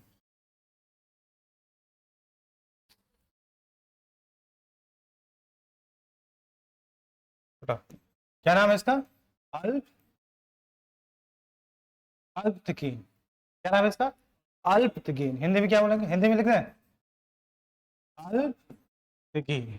ये भाई साहब कौन है? एक आर्मी कमांडर था। किसके अंडर में काम करता था? खलीफा के अंदर में काम कर रहा था। जैसे खलीफा लोग कमजोर हुए, इसने क्या कर लिया, अपने आप को पावरफुल कर लिया, पावरफुल बन गया और धीरे धीरे गजनी एम्पायर की इसने क्या रखी, नींव रखी। ये भाई साहब क्या रखता है, स्थापना करता है किसकी? गजनी एम्पायर की। लेकिन एम्पायर की स्थापना तो कर देता है, लेकिन पूरी तरह से इंडिपेंडेंट नहीं होता है। तो इसके टाइम पीरियड में स्थापना कर देता है, लेकिन एम्पायर क्या है अभी? सेमी इंडिपेंडेंट है। सेमी इंडिपेंडेंट का मतलब है कि चलो थोड़ी बहुत बातें सुन रहा है, लेकिन शासन क्या कर रहा है, राजा की थोड़ी बहुत बातें सुन रहा है। ठीक है ना, तो अभी तरह से एम्पायर पूरी तरह से इंडिपेंडेंट नहीं हुआ है। ठीक है, इसके बाद आता है, कब होता है ये? 932 के आसपास स्थापना करता है। फिर इसके बाद कौन आएगा? इसके बाद आता है एक और आदमी, इसी का गुलाम, इसी का ही गुलाम रहता है। उसका नाम क्या है? सुबुक्तगीन। क्या नाम है? सुबुक्तगीन। क्या नाम है? सुबुक मरा हुआ लग रहा है। क्या नाम है? सुबुक्तगीन। ठीक है, सुबुक्तगीन आता है। ये भाई साहब कौन है? इसका स्लेव है, इसका गुलाम है, लेकिन काफी पावरफुल है, काफी पावरफुल है। सुबुक्तगीन क्या है? काफी पावरफुल है।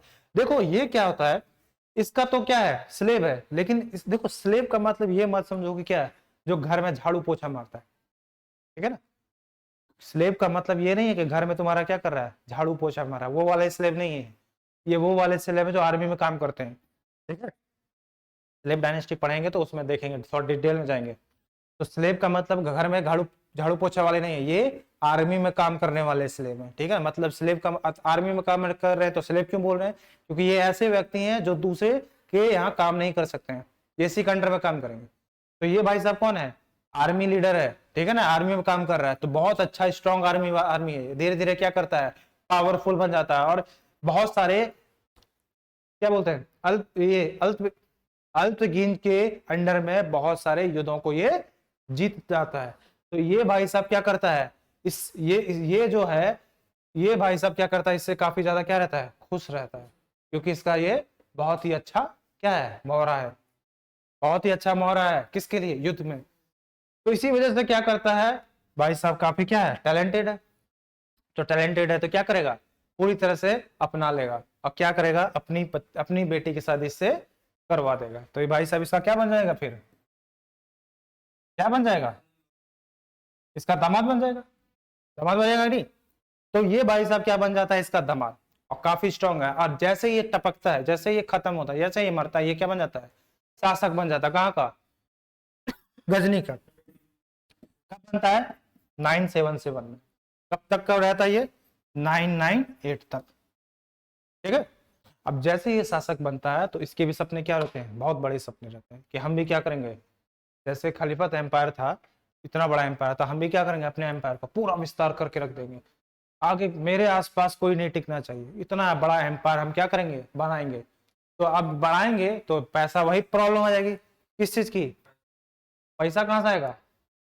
पड़ोसी है ना बगल में, तो पड़ोसी के यहाँ जाएंगे, तो पड़ोसी कौन है? इंडिया। तो इंडिया पे भी हमला करता है। लेकिन भारत में जिस सेक्टर पे, जिस एरिया पे हमला करता है, वो पंजाब वाला इलाका, वहां पे एक राजा रहता था, उसका नाम है जयपाल।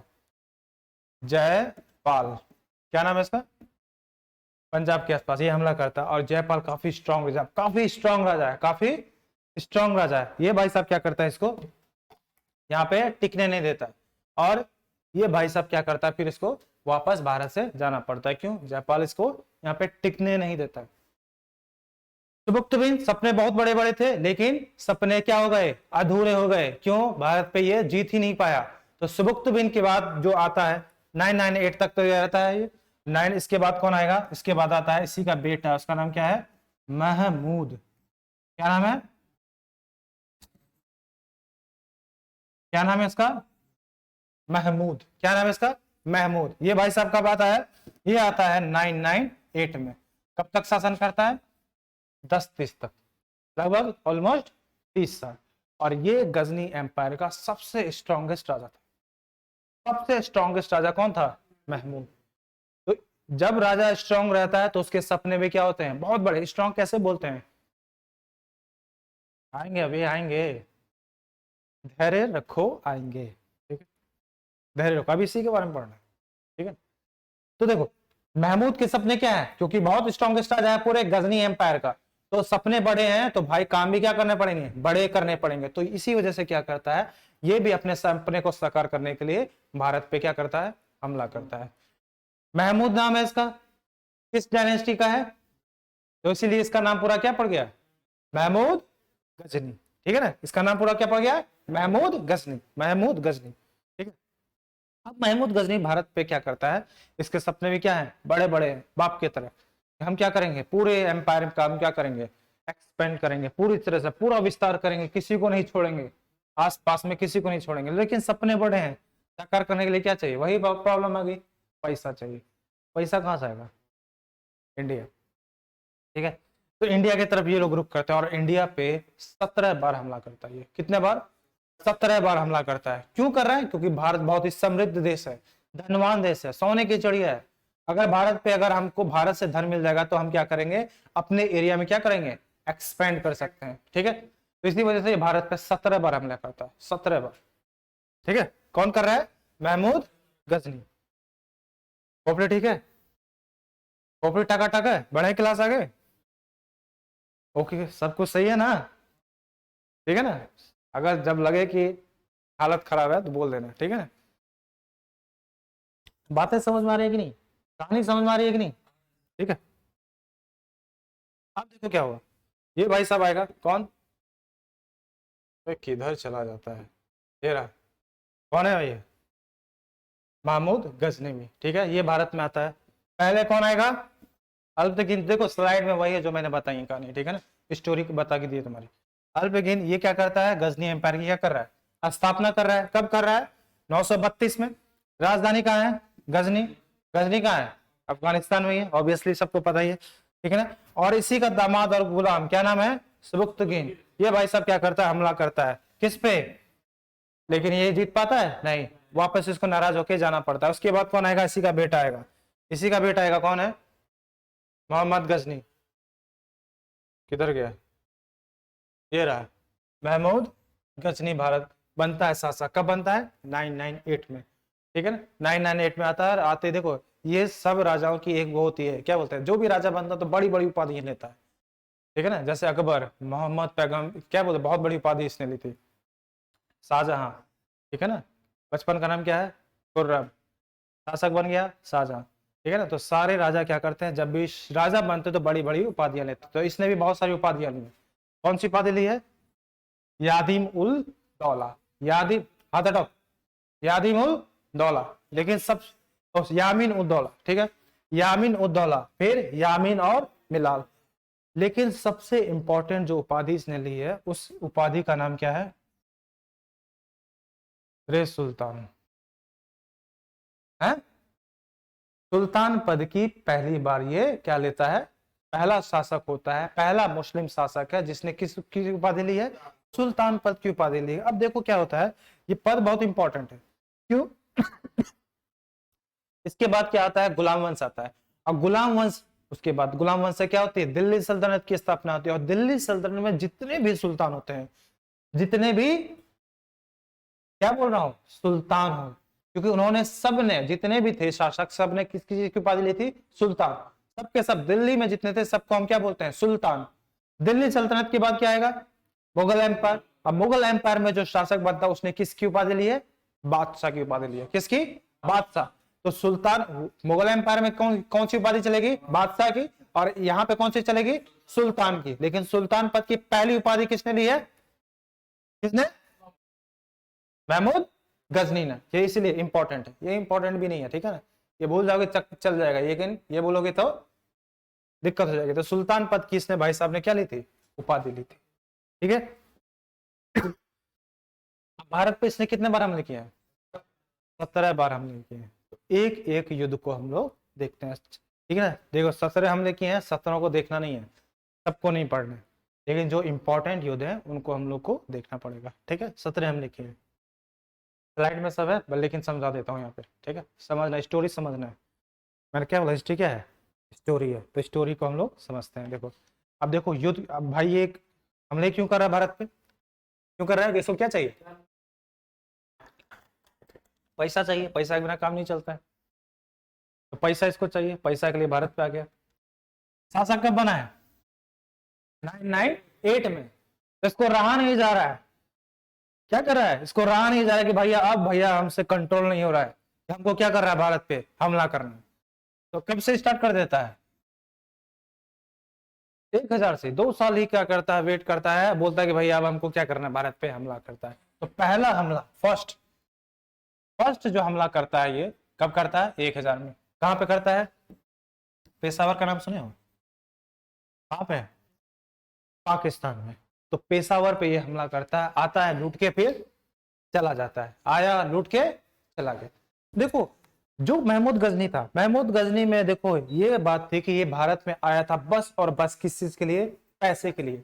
आता था, धन को लूटता था, वापस चला जाता, आता था, लूटता था, फिर वापस चला गया, आता था, धन को लूटा था और वापस चला जाता था। लेकिन इसका मकसद ये नहीं था कि भारत में अपने साम्राज्य को स्थापित करना, इसका मेन मोटो ये नहीं था। बस इसको भारत से क्या मतलब था?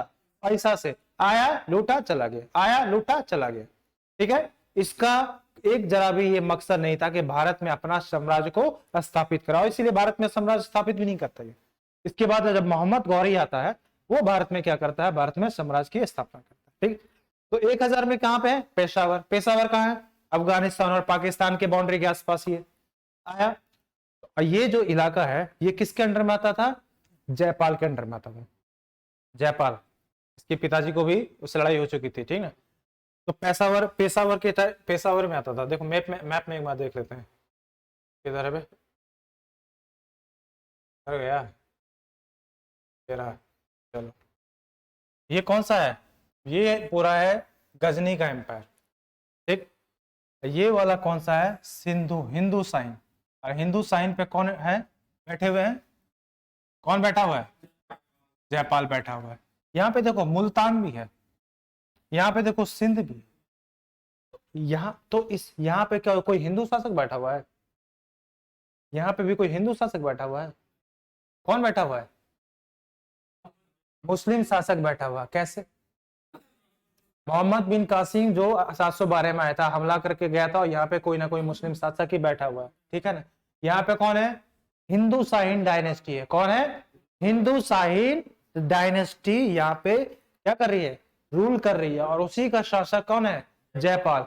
यहीं पे हमला होता है, इसके पिताजी ने हमला किया था ना, ठीक है ना। तो ये लोग यहीं से घुसते हैं, यहीं से घुसता। तो ये भाई साहब यहाँ पे घुस रहा है, यहाँ पे जयपाल के पास, पेशावर के आसपास यहाँ पे आया, हमला किया। पेशावर थोड़ा बाउंड्री के पास है, तो जयपाल को रिट्रीट करने के लिए मौका ही नहीं मिल पाया। आया भाई साहब, लूट के चला गया। जयपाल सोचते रहे अरे भाई क्या करें, क्योंकि कैपिटल में बैठा हुआ ना भाई। जयपाल कहाँ बैठा हुआ है? कैपिटल में। ये यहाँ पे आया, लूट के चला गया, इसको मतलब कि कुछ रिस्पॉन्स करने का मौका ही नहीं मिला। और बस ये मोहम्मद जो गजनी था, सिर्फ इन्हीं लोगों पे हमला नहीं कर रहा है, जो मुस्लिम रूलर हैं उन पे भी हमला कर रहा है। इन पे क्यों कर रहा है भाई? ये तो भाई भाई हो गए ना, मुस्लिम भाई भाई होने चाहिए, तो इन पे हमला क्यों कर रहा है ये? बस भाई कहावत है ना, बाप ना बड़ा भैया, सबसे बड़ा रुपया। तो इसको क्या चाहिए? रुपया चाहिए। बोला कि हमको दोस्ती यारी से मतलब नहीं, हमको तुमको क्या चाहिए? पैसा चाहिए। तो इसीलिए ये भाई साहब इनको भी नहीं छोड़ रहा है, जो मुस्लिम रूलर है इनको भी नहीं छोड़ रहा है। यहाँ पे हमला किया, इसको लूट लिया, यहाँ पे हमला किया, इसको लूट लिया, यहाँ पे हमला किया, इसको लूट लिया। तो यही चल रहा है इसका। तो पहला हमला तो 1000 में किया, तो जयपाल कुछ कर नहीं पाया बेचारा, ठीक है। लेकिन दोबारा जब हमला ये कर, जयपाल को पता चल गया कि नया खतरा भारत की तरफ आ रहा है, वो नया खतरा का नाम है महमूद गजनी। ये नया खतरा है, इसका बाप तो टपक गया है लेकिन इसका बेटा है, लेकिन बेटा भी क्या है, एक नया खतरा है हमारे शासन, हमारे राज्य के लिए। यह हो सकता है आज तो यहां से लौट गया, हो सकता है कल हमारे अंदर कैपिटल तक ही घुसे। तो अब देखो जयपाल क्या करता है अपने आप को, जयपाल क्या है, स्ट्रॉन्ग राजा है ना, वो काफी स्ट्रॉन्ग राजा है। उसने क्या किया भाई कि हम क्या करेंगे, अब क्या करते हैं, इसको अंदर ही घुसने नहीं देंगे। तो ये क्या करता है, प्लानिंग करता है, थोड़ी रणनीति बनाता है, गुट बनाता है। गुट किसके साथ बनाएगा, इन्हीं लोगों के साथ, इन्हीं लोगों के साथ। तो इसके साथ जो मुल्तान में जो बहुत सारे जो मुल्तान के मुस्लिम शासक थे, इन्हीं के साथ क्या बनता है, एक अलायंस बनाता, गुट बनाता है, बोलता कि भाई हम दोनों मिलके इसको अंदर अब क्या करेंगे, घुसने नहीं देंगे, आएगा भाई इसको क्या करेंगे, यहां से यहीं से हमको भगाना पड़ेगा। तो ये गुट बना लेते हैं, ठीक है। तो ये लोग क्या करते हैं, गुट बना लेता है। तो पहला हमला 1000 पेशावर लूट के चला गया। दूसरा हमला कब हुआ, 1001। दूसरा हमला 1001, मतलब सबरे नहीं हो रहा है इस पे, इतना पैसा चाहिए इसको, ठीक है ना। तो 1000 में पेशावर और 1001 में फिर से हमला करता है कौन, यहाँ पे। और एक्चुअली यहाँ पे फाइटिंग होती है किसके किसके बीच, जयपाल और महमूद गजनी के साथ। तो यहाँ पे कौन कौन लड़ रहे हैं, महमूद गजनी वर्सेस कौन, जयपाल, प्लस कौन है, इसने क्या बनाया था, एक गुट बनाया था, एक अलायंस बनाया था अपने मुल्तान के शासकों के साथ, क्योंकि भैया इसको भी लूट रहा है, इसको भी नहीं छोड़ रहा है। उसने सोचा कि हम तो भाई भाई हैं, लेकिन वो भाई उसको उससे कोई मतलब नहीं, इसको मतलब किससे है, पैसा से। तो इसने मुल्तान के सुल्तानों को भी क्या किया, अपने तरफ कर लिया। किसने, जयपाल ने। कौन जीतेगा, कौन जीतेगा, जयपाल तो स्ट्रॉन्ग राजा है ना, ऊपर से मुल्तान के शासक को भी अपने तरफ ले लिया, कौन जीतेगा। लेकिन जीत कौन जाता है, महमूद गजनी जीत जाता है, ठीक है। महमूद गजनी क्या करता है भाई, ये जीत जाता है। इन दोनों की आर्मी कंबाइंड है, कंबाइंड आर्मी क्या करती है, इससे लड़ रही है। दोनों की आर्मी एक साथ मिलके इसके साथ लड़ रही है, क्योंकि इन दोनों को पता था कि फिर से हमला करेगा। तो पहले से इन्होंने क्या कर लिया, गुट तैयार कर लिया। तो 1001 में दोनों आए, लड़ाई हुई, लेकिन ये भाई साहब क्या हो जाता है, जीत जाते हैं। अब देखो जयपाल जो था काफी स्ट्रॉन्ग राजा है, ठीक है, काफी स्ट्रॉन्ग राजा है। मान लेते हैं कि विराट कोहली है, ठीक है, बहुत ही अच्छा प्लेयर है। तो कोई युगांडा का नया बॉलर उसको पहली बॉल में आउट कर देता, क्या हो जाएगा, बात दिल पे ले लेगा कि नहीं, दिल पे ले लेगा भाई कि भाई ये चट्टा हमको कैसे आउट कर दिया रे, ठीक है ना। तो दिल पे नहीं भी लेगा तो अनुष्का वो बोलती रहेगी उसको कि कैसा प्लेयर है, युगांडा का पहले बॉलर में आउट कर दिया तुमको। तो जयपाल के लिए तो ये क्या है, ये तो विराट कोहली है, समझो ना, बहुत स्ट्रॉन्ग है। ये इसके लिए क्या है, युगांडा का प्लेयर ही है, समझ लो। तो ये भाई साहब जब हारता है तो इस बात को कहाँ ले लेता है, दिल पे। तो जब आदमी दिल पे लेता है तो दिक्कत हो जाती है। मान लेते हैं कि तुमने रात में लिखा मैसेज हाय, उधर से रिप्लाई आया क्या, बाय। रात में तुमने लिखा हाय, उधर से मैसेज आ गया बाय, तो आदमी क्या ले लेगा, दिल पे ले लेगा। और जब आदमी दिल पे लेगा तो क्या कर लेगा, कुछ भी कर सकता है, हाथ पैर काट सकता है, नसें काट लिया, सुबह पता चला कि टपक गया है। तो जयपाल भी क्या करेगा, जयपाल भी क्या करता है, दिल पे ले लेता कि भाई ऐसे ये इसके सामने, मतलब जयपाल तो काफी स्ट्रॉन्ग राजा है ना, तो इसने भाई साहब दिल पे ले लिया कि भैया ये कैसे इसको हमको हरा सकता है। इसमें दिल पे ले लिया और ये भाई साहब क्या कर लेते हैं, साइड कर लेते हैं, ठीक है। स्ट्रॉन्ग राजा का मतलब देखो जयपाल क्या था, इससे पहले भी हमले हो रहे हैं, लेकिन ये क्या कर रहा है, इसका बाप भी तो हमला कर रहा था, रोक के रखा था, ठीक है ना। देखो जीता क्यों, जीतना किसको चाहिए था, जीता क्यों, ये जीत गया क्यों, इसके पीछे भी एक थोड़ा सा ट्विस्ट है, वो बाद में बताएंगे, टाइम बहुत हो गया है, ठीक है ना।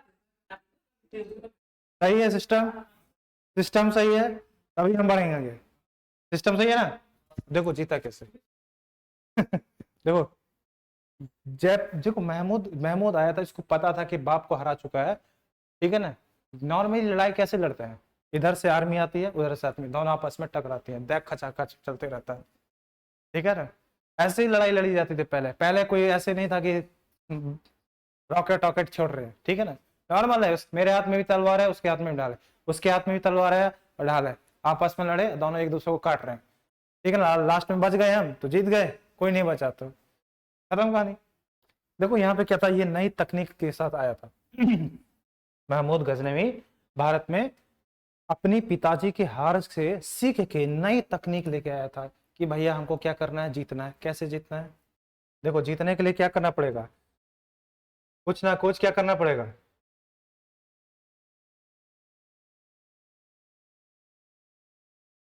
जीतने के लिए क्या करना पड़ेगा, रणनीति बनानी पड़ेगी। जैसे बीपीएससी का एग्जाम देना है, तैयारी तो सब कर रहे हैं, लेकिन सबका सिलेक्शन होता है नहीं, किसका होता है, जो रणनीति बना लेता है। उसको पता है कि भैया हमको कितना पढ़ना है, ठीक है ना, लिमिट ही पढ़ना है, जितना पढ़ना है वही एग्जाम के पॉइंट ऑफ व्यू से पढ़ना है। ठीक है ना, सिलेबस तुम लोग को डिस्कस कर दिया गया है कि नहीं? ठीक है ना। तो वैसे देखो अब ये क्या करता है, एक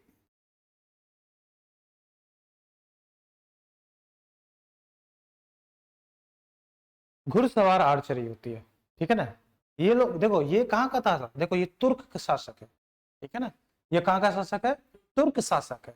अब वो कौन था, मोहम्मद बिन अरब का था ये कौन का है, तुर्क शासक है। अगर तुमसे एग्जाम में पूछा जाएगा कि तुर्क शासक, पहला सफल तुर्क शासक जिसने भारत पे हमला किया वो कौन है, मोहम्मद गजनी। सफल हमला, लेकिन इसका बाप भी कर चुका था, वो असफल था। ठीक है ना, बाप का नाम आ जाएगा, बाप को टिक करना पड़ेगा। ठीक है, सफल हमला किसने किया, ये कौन सा है, तुर्क। अरब में कौन है, मोहम्मद बिन कासिम। तुर्क में कौन है, मोहम्मद गजनवी। ठीक है, सफल सफल। ठीक है ना, ये बात समझे, ये तुर्क का। देखो तुर्क लोग जो होते हैं, तुर्क में क्या होता है कि ये अच्छे घुड़सवार रहते हैं। इनकी जो घोड़े जो होते हैं ना, काफी अच्छे नस्ल के होते हैं। ठीक है ना, मंगोल में देखोगे, मंगोल जो देख रहे होंगे वो पूरा वहां पे घोड़े वोड़े बहुत है, अच्छे नस्ल के घोड़े मिलते हैं। और आर्मी जब आर्मी किस तरह के घोड़े का यूज करेगी, जो थोड़े अच्छे क्वालिटी के हैं, थोड़े लंबे चौड़े हैं, जो तेज दौड़ते हैं। अब देखो इसके पास एक आर्मी थी, इसको बोलते हैं कैवलरी आर्चर। कैवलरी आर्चर का मतलब क्या होता है, देखो घोड़ा है, आर्चर है वहां बैठा हुआ। नॉर्मली हमको क्या करना है, ऐसे तक मार के तीर मारना है तो तीर मार देंगे, लेकिन घोड़े पे बैठ के निशाना लगाना ये थोड़ा टफ काम है। तो इसके पास एक ऐसी आर्मी थी जो क्या करती थी, मान लेते हैं घोड़ा पे बैठा हुआ है, वहां पे निशाना लगाना है, और घोड़े पे बैठे हुए उसको क्या करना है, तीर से निशाना मारना। और जो सटीक रूप से निशाना मार देगा उसी को क्या करता था, ये अपने आर्मी में रिक्रूट कर रहा है, रिक्रूट कर रहा है। ठीक है ना, कौन, गजनी। ऐसी इसने आर्मी बना ली थी, और ये तकनीक पहले किसी भी इंडियंस राजा ने यूज नहीं की थी।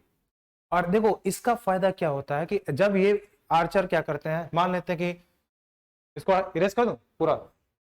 देखो इसमें क्या होता है, ये महमूद की आर्मी है, इधर किसकी है, जयपाल की। ठीक है, अब यहाँ पे आर्मी है, यहाँ पे इसकी आर्मी है, इसकी भी आर्मी है। ठीक, अब देखो हमको जीतना है, हम क्या करेंगे, इसकी आर्मी को कैसे करके क्या करेंगे, एक किकर को क्या करना है, टपकाना पड़ेगा। एक किकर को क्या करना पड़ेगा, टपकाना पड़ेगा। ये भी इसको टपकाने का कोशिश करेगा, ये भी अपना आर्चर का यूज करेगा, तो आर्चर का यूज करेगा, उसके पास क्या है, ठीक है, ढाल भी है। अब देखो यहाँ पे जो घोड़ा है, ये रहा घोड़ा, ये रहा घोड़ा, ये रहा आर्चर। अब देखो ये अगर इस पे हमला करेगा, आर्चर है इसमें, इसमें तीर मार दिया, सटिक मारा, एक यहाँ पे टपक गया, एक इस पे टपक गया। अब ये भी, ये यहाँ पे भी जो आर्चर है वो इसको मारने का कोशिश करेगा, लेकिन ये भाई साहब क्या निकल गया, घोड़े के साथ है ना, टिका हुआ थोड़े है, एक जगह स्टेबल थोड़े है ये। अगर एक जगह स्टेबल रहेगा तो निशाना लगा के उसको क्या कर सकते हैं, मार सकते हैं। ये भाई साहब स्टेबल ही नहीं है। घोड़ा भी कैसा है, बहुत ही अच्छे नस्ल का, बहुत तेज दौड़ता है। ये भाई साहब आगे निकल गया। अब जैसे आगे निकलेगा, ये आगे निकलेगा, पीछे फिर एक और घोड़ा है, आर्चर लेके बैठा हुआ है। तो ये लोग क्या कर रहे हैं, ऐसे घूम रहे हैं। इसको मारा आगे निकल गया, इसको मारा आगे निकल गया, इसको मारा आगे निकल गया, इसको मारा आगे निकल गया। तो इधर की सेना क्या हो रही है, घटती जा रही है। ये लोग क्या कर रहे हैं, परेशान है भाई, ये लोग इसको कैसे मारे, इसको, इसी को नहीं संभाल पा रहे हैं ये लोग, तो अंदर में जो लोग उनको कैसे संभालेंगे। बात समझ में आई, ठीक है ना। तो इसी वजह से इन लोगों को, ये लोग क्या कर रहे हैं, संभाले, आ रहे हैं मार रहे हैं, आ रहे, ये मारने की कोशिश कर रहे हैं, लेकिन तीर निकल जा रहा है आर पार, क्यों, स्टेबल ही नहीं। ये तकनीक का इस्तेमाल किया था किसने, मोहम्मद गजनी ने। और इसी तकनीक के जरिए से भाई साहब क्या होता है, जीत जाता है। यही तकनीक हम देखेंगे क्या, ये तकनीक इसको बोलते हैं तुर्किस्तान करके एक नाम है, नाम जैसे निकल रहा है दिमाग से, उस तकनीक का नाम बोलते हैं। यही तकनीक आगे देखेंगे, यही तकनीक धीरे धीरे कौन करता है, बाबर यूज करता है, ठीक है ना। बाबर जब आता है भारत में तो बाबर भी इसी तकनीक का इस्तेमाल करता है, ठीक है, क्योंकि इब्राहिम लोधी जो है बहुत बड़ी आर्मी है उसके पास, बहुत लंबी चौड़ी है, बाबर के पास उतनी बड़ी आर्मी भी नहीं है, तब भी वो हार जाता है। कौन, इब्राहिम लोधी, क्यों, ये तकनीक का इस्तेमाल करता है। गोरिल्ला होता है, गोरिल्ला होता है जैसे पहाड़ है, पहाड़ में हम क्या हुए हैं, छुपे हुए हैं, और छुप के आर्मी पे क्या कर रहे हैं, आर्चर मार रहे हैं, उसको बोलते हैं गोरिल्ला वार, ठीक है ना। यहाँ तक ये समझ में आई कैसे आ गया, ये नई तकनीक के साथ आया, वो कौन है, क्लेवरी आर्चर, ठीक है ना। ये तकनीक ये इस्तेमाल नहीं कर पा रहे थे, इसी वजह से भाई साहब ये क्या गए, ठीक है ना। यहाँ पे छोड़ देते क्लास, ठीक है, बाकी कल देते, ठीक है। बातें समझ में आ रही है कि नहीं, सब समझ में आया।